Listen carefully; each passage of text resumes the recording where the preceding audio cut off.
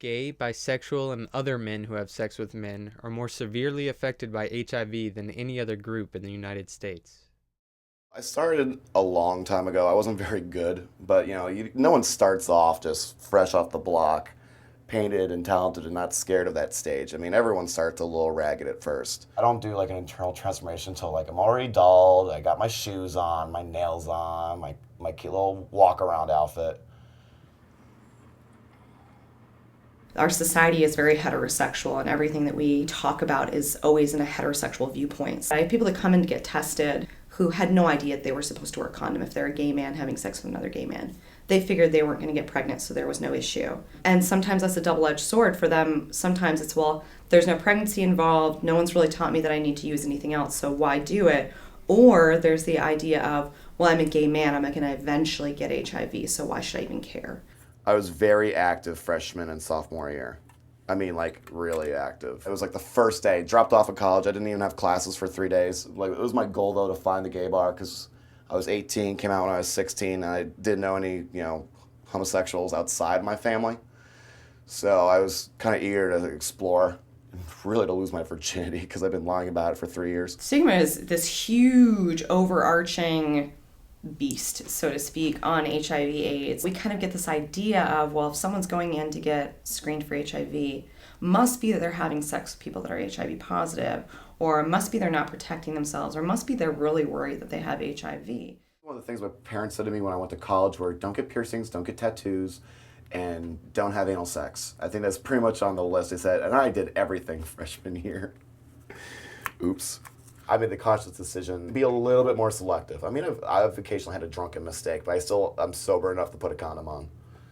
That's hope for me, to know that there are people that really are taking charge of their sexual behavior, because that's the hardest thing to modify in HIV prevention. If someone doesn't want to do something, they don't want to do something. If they don't think that wearing a condom feels good, it doesn't matter to them that they're protecting themselves. It's about immediacy. It's about pleasure.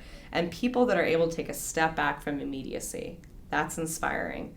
To know that pleasure is going to be shadowed by something if you're not protecting yourself.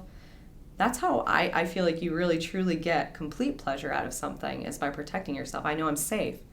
I can really enjoy this now. I can really let myself go. Drag helped me to be more myself, be more pronounced, be more of a personality.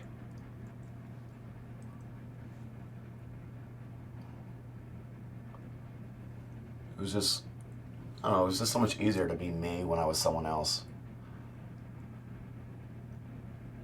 If that makes any sense. The only reason why AIDS still exists is because there's still a silence around the discussion of HIV. If we were talking about HIV, AIDS cases would be lowering, because then people would actually know they need to be getting screened. They would find out they have HIV earlier. They would get on medications earlier. A lot of this has to do with just waiting too long. Why do we still have AIDS? There should be no reason why AIDS exists. We can stop AIDS. We're probably never going to stop HIV, like we're never going to stop cancer. But we can stop AIDS because that's preventable. A lot of people don't really think it could happen to them, which has never been my philosophy in life. If there's something that can go down, it's likely to happen to me. So I have that mentality in my head, but straight people always think, oh, it can't happen to me. Or, oh, I've only had sex with a guy a few times, there's no way I can be. I'm like, that is stupid, ignorant bull. I mean, people think that can't happen to them. You're just as likely to happen to you than anyone else. If you're engaging in unsafe sexual practices, regardless of what you think you are, it's still likely to happen. It doesn't have to be the end of your life. I mean, I know some of these guys still come to the bar and have a good time. They're just very safe about their decisions. Very open about the things they're doing. It's the most responsible thing you can do if you are positive. Is be honest about your status. I think that takes serious balls. We need people to empower themselves and empower their communities to care about each individual in the community. The only way that I see true success in HIV prevention is if we all care about it, if we all make it our business. I think drag queens all really have a presence. I mean, again, like the whole "you can't ignore us, we're here" motif kind of helps, especially when you're a drag queen. I mean, as far as activism goes, I mean, it's the freaks and the weirdos that really set us apart and gave us a voice in the community in the first place. I don't think gay pride would have happened without a drag queen or two. People lying about their orientations, going into seedy back alleys to have the kind of sex they actually want. I think that's the reason why it's so fastly spreading in the more people were honest about what they like to do in bed, I think we'd have less problems. Ugh.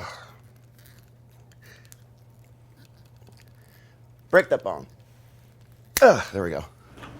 As a community, it should be all of our business because we should be ending the silence surrounding HIV/AIDS. If we're talking about it, then we're talking about how to protect ourselves from it. If we're talking about it, then we're talking about linkage to care. We need to stop being silent. And as a community, it's all of our business. It's everyone's business. Everyone is saying, anyone tonight, protecting rules.